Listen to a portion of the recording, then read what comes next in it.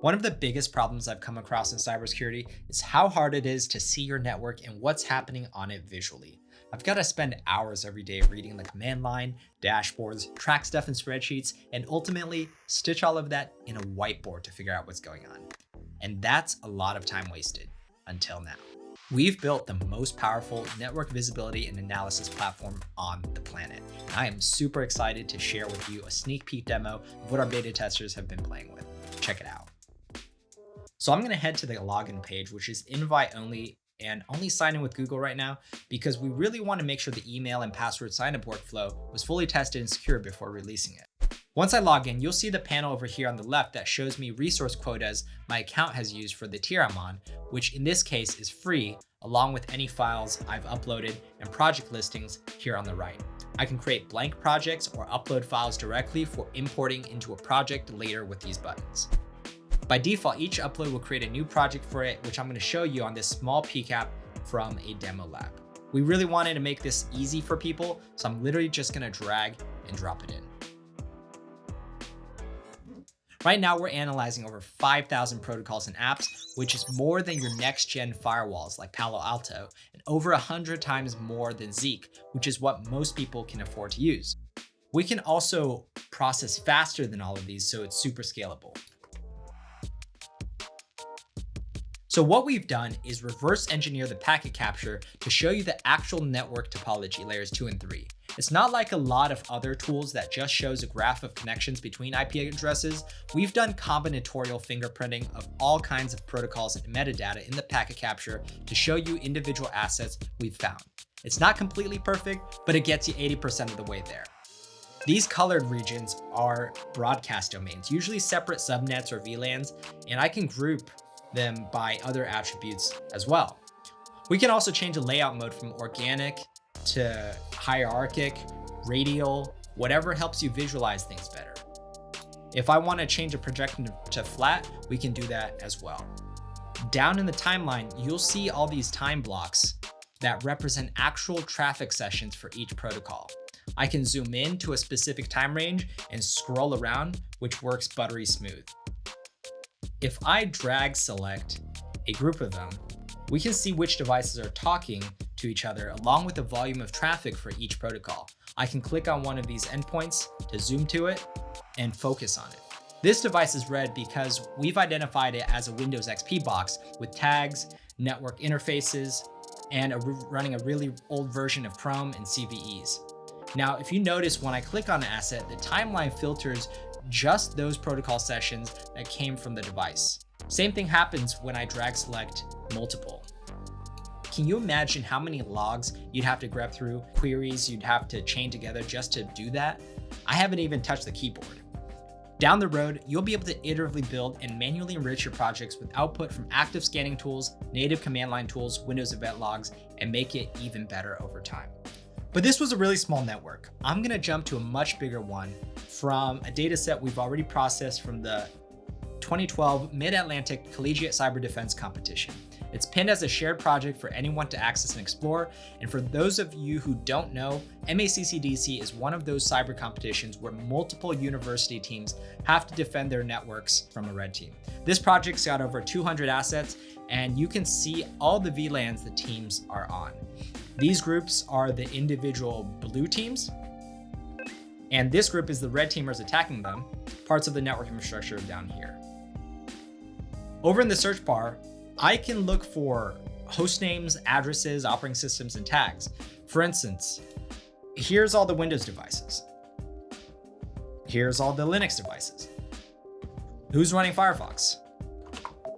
Super quick and easy. Down in the timeline, having all this protocol coverage lets me see exactly what's traversing on the network. Who's running PC Anywhere? Nutella, Kazaa? Over here, you can see the red teamers brought Android tablets with them. Here's Backtrack running OpenSSH 5.0. And here's Georgia Weideman's MacBook Pro. She wrote the book Penetration Testing, published by Neustar Press, which came out 2 years after this competition in 2014. What's up with these DNS traffic patterns coming from 202.103? Teleseer helps you see the who, what, when, and where, which helps you as an analyst figure out those why questions so much easier. Down in the timeline, we also have authentication and scanning related events enabled. So if I drag select the authentication ones, we can see there's plain text FTP and HTTP credentials the red team has used to access the blue team services. These could be legitimate creds, but because there's so many stacked on top of each other in a short period of time, it might be a brute force or dictionary attack. If I select the scanning events, we can see there's Nessus vulnerability scans from one red team box to the blue team devices over here.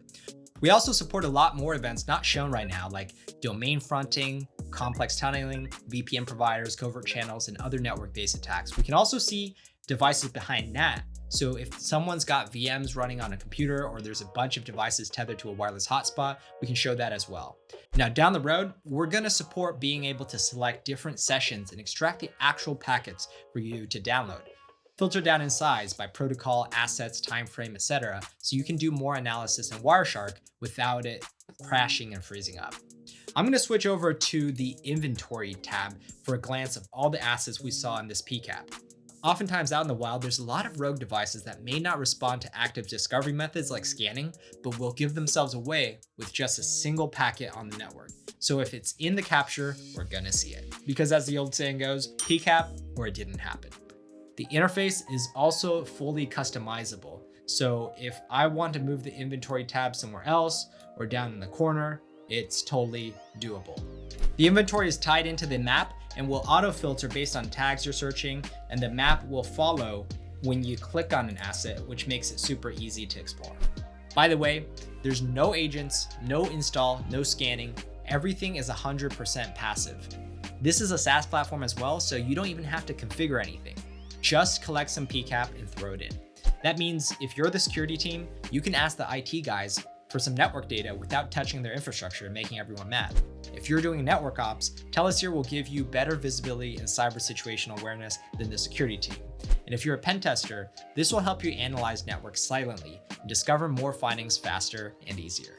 Now, keep in mind that in both of these projects, we had pretty good looking network maps because the captures were taken from a really central location, span or port mirrored off a core switch. If your tap location came from a single device or network segment, you're not going to see as much of the network like this.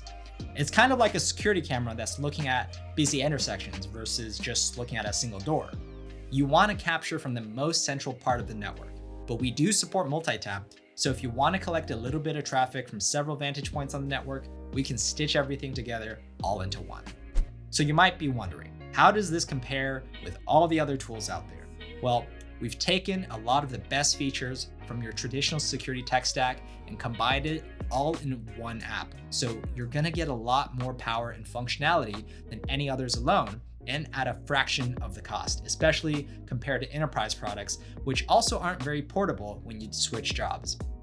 Even if you're a DIY person who loves open source, that can be really expensive as well in terms of your time. If you make 25 bucks an hour and spend 2 hours trying to DIY some open source stuff, you're basically talking about break even with Teleseer, which starts at under $50 a month and even cheaper if you pay for the year upfront. Teleseer charges you based on data under analysis, which is the uncompressed amount of data we've processed and stored for your account, which you can always free up by deleting old uploads, kind of like Dropbox. If you're a pro user, we bundle in premium threat intel and data enrichments like GrayNoise or IPInfo natively in platform, so you don't have to spend a ton of time and money setting up these feeds yourself. And if you do like what we're doing and want to support us by subscribing to a paid account, you'll get a free tier account with a 100 meg quota like this. And we're going to click on upgrade, choose a billing plan, pick how much data you want, go to the checkout page, and we'll take credit cards that have a US billing address. The reason we're building Teleseer is because we're living in 2022 and your average high schooler has access to offensive tools that can wreak havoc on the small business next door. But the IT guy working there would need a full-time staff and six-figure budget to properly defend himself. Our vision is to make powerful, easy to use cyber defense software accessible for everyone. And with your help, we're gonna make this a reality. Thanks so much for watching. Hope to see you soon.